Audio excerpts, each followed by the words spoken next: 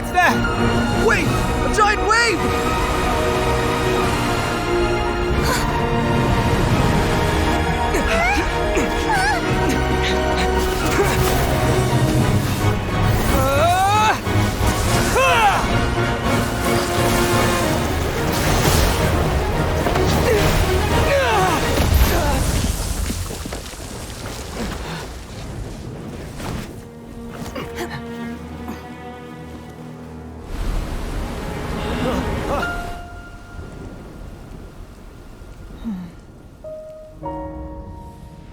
You are a cursed child.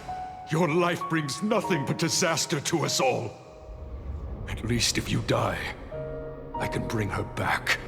The day you learn how to use your strength for the good of others is the day that you can truly become part of human society.